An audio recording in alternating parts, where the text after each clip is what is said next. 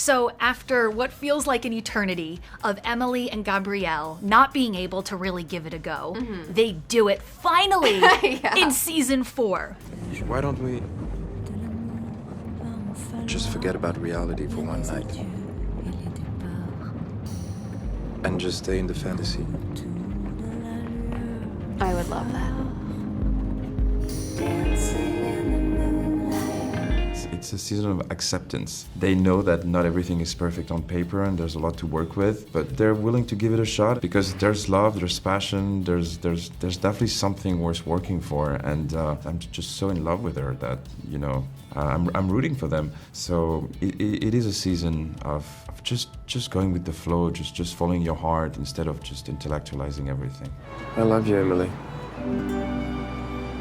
I hope you know that. I do now. I love you too, Gabrielle.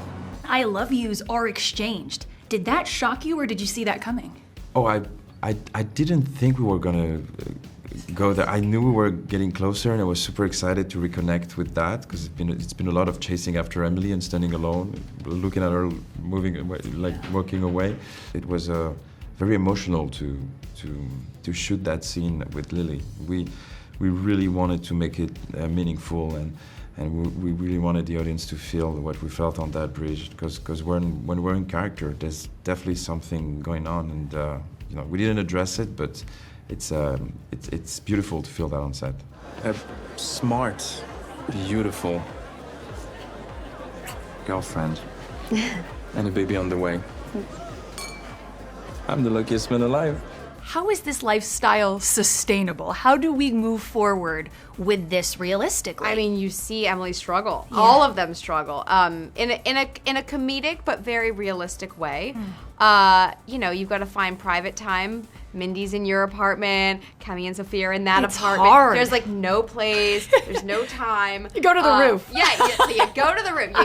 You get nifty. I think that what I love about Mindy is she's like, there's no judgment, right? She's always just like, okay, what's gonna make you happy? And I think that her difficulty sometimes is being like, not knowing what is gonna make Emily happy, you know? Toxic. It's toxic. What do you think she should do? I think she should focus on work.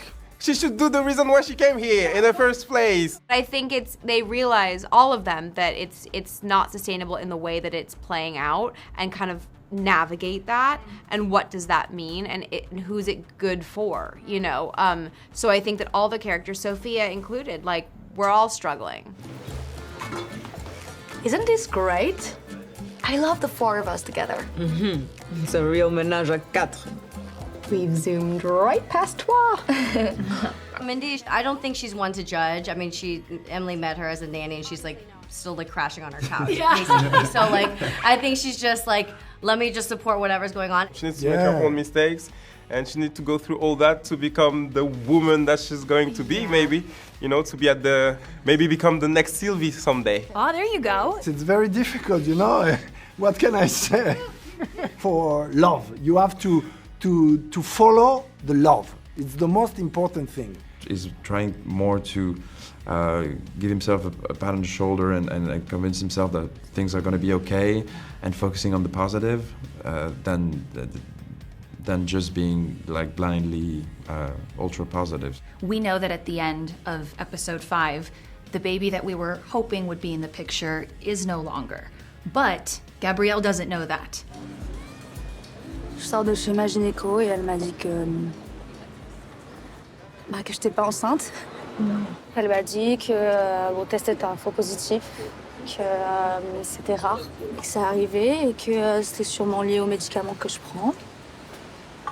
Et l'arrêt des règles, c'est à cause du stress. Did you anticipate that storyline going that way? No, I don't think any of us did. I think that everybody is sort of operating not in any kind of like ever deceitful way or manipulative way, and I think Camille is very, very, very heartbroken to find this news, and it was like obviously at the last moment of episode 5, it certainly isn't the moment to sort of break the news to Gabrielle. For sure. But I do think that it has some big ramifications in the second part of this season. I think the way that you see it play out in the first 5, and then really in the second five, Yeah. I think that, you know, there's a really beautiful storyline there that because I was so surprised by it ending the way that it did, I think that there's a beautiful transition, which when I read, I really appreciated. I know that you're upset, but can we please just talk about what happened? Okay, well, I just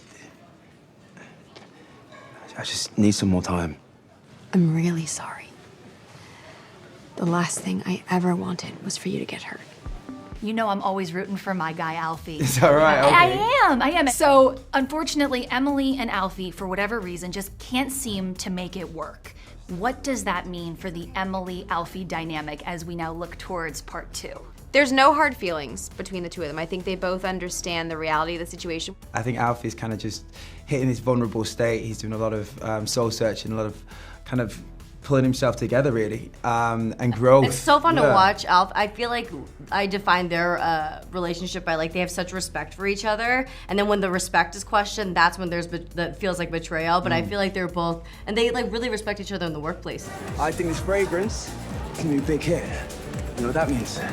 You're stuck working with me. I have to give it up to Alfie because he reads the room. Oh my God, he's built different. He honestly takes a cue. Yes. He reads a room, and he also values himself to step outside of a situation for him that he feels is not good for him, you know? And so I really, as hard as that is for Emily, I really appreciate that. But, you know, you're not like not seeing him in the second half, so. I think things are ever changing and everything can kind of take a left turn at any kind of given moment, really. I think Alfie doesn't want to let his friendship be lost within all this. So yeah, I think Alfie's going to be sticking around for a little bit longer. And you're stuck in Paris. Is it the end of the road for Emily and Alfie, or is this still a storyline that is fair to say it's in the mix? Alfie's back in part 2, I'll say that much. What is your message for Team Alfie fans who maybe feel a little heartbroken in this moment? The night is still young. Yes, hopefully we will have more seasons. And I love Alfie. I love Lucien. I mean, you know, how can you write off Alfie? I sure hope you don't. I think, honestly, what you see in this season, including the next drop, yes, is that Emily puts her phone down more. She puts all of the thinking aside, and she just lives in the moment and is open to new opportunities. The gray and area. That gray area takes her to Rome, and that made me really happy for her because she switches vacay mode on and she is open to new experiences and people.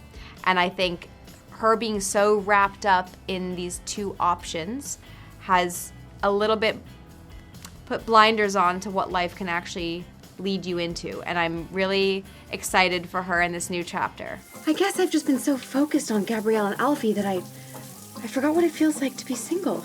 There were like 7 cliffhangers at the end of season 3. How do the season 4 cliffhangers compare to what you gave us in season 3? I feel like season 4 is just everything you know about Emily in Paris, but more and better. Yeah. So are the cliffhangers. I think you're left really wondering about new choices being made, new countries, new experiences, and you're like, wait, oh God, don't do, okay. You just got me so excited that maybe the triangle is now a square after you go to Rome. Is a new potential suitor entering the picture? We know that there's new people joining the cast, but we just don't know how and why. But I just know that Emily finds a new love of herself in Rome as well, and a new city, new experiences. Just get ready, because it's